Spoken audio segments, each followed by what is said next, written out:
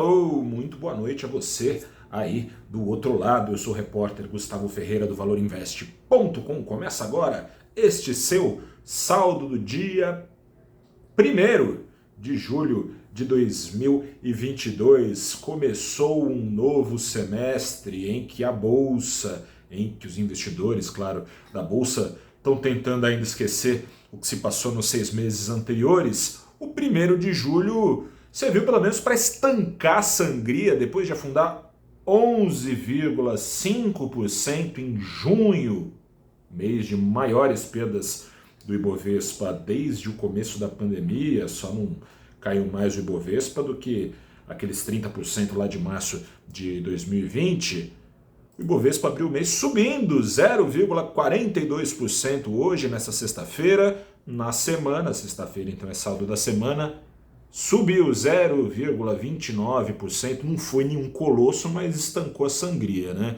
O perigo desse resultado está na principal causa: os preços do petróleo aquecidos. A ação da Petrobras na semana acumulou uma alta de 8%, ajudou o Ibovespa a se segurar no azul, embora 57 das suas 91 ações tenham anotado perdas. O risco em jogo, e que ajudou a derrubar a maior parte das ações do Ibovespa, está intrinsecamente ligado a esse rally do petróleo, ao risco de ainda mais inflação global, e assim os principais bancos centrais do mundo, em especial o americano, subirem ainda mais e ainda mais aceleradamente os seus juros, trazendo certeza ao risco de recessão da principal economia do mundo e, consequentemente, da média global. Fora isso, tem os problemas internos ajudando a turvar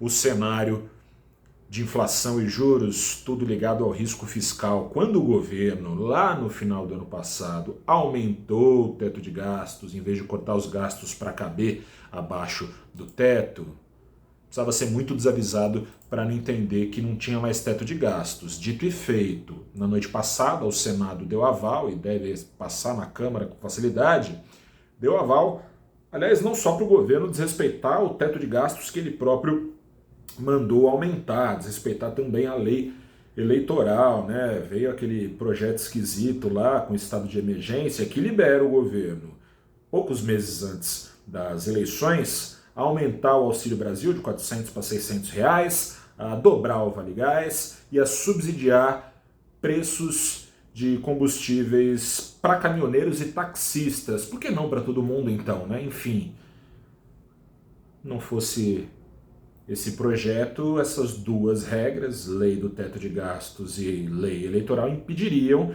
esse pacote de bondades. Mas perigoso esse pacote de bondade, né? Tudo isso aí é só até dezembro, mas no papel, né? Alguém acredita mesmo que chegando janeiro, seja o presidente Jair Bolsonaro reeleito ou o ex-presidente Luiz Inácio Lula da Silva de volta ao poder, seja quem for o vencedor, alguém acredita que vai chegar em janeiro, esse vencedor vai falar: ó, gente, Auxílio Brasil agora vai ser de R$400, acabou Vale Gás dobrado, acabou ajuda para caminhoneiro, acabou ajuda para taxista? É difícil imaginar isso, né? Então, tem uma frase do Milton Friedman, papa do liberalismo, que o governo dizia seguir, já está claro, já faz tempo, né, que não segue coisa nenhuma. Trouxe aqui para vocês. Milton Friedman, economista americano, dizia: nada é tão permanente quanto um programa de governo temporário, né? No meio disso tudo, a mão que dá é a mão que tira. Não tirar o benefício, né? Nesse ano pode ser, claro, que o poder de compra das famílias fique maior em partes, porque a inflação pode ser turbinada justamente por essas medidas que visam, em tese, diminuir a inflação. Como?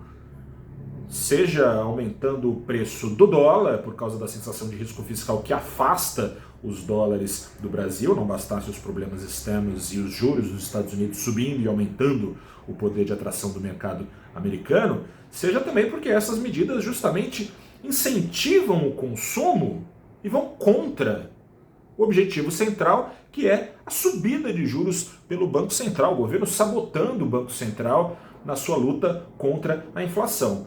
Nessas, das duas, uma: Ou o Banco Central chega em agosto e não fecha totalmente a porta para alta de juros, como se espera, ou fecha essa porta de alta de juros e fica rezando para passar as eleições e a inflação ter caído como mágica, colocando em xeque a sua própria autonomia formal, a sua suposta independência.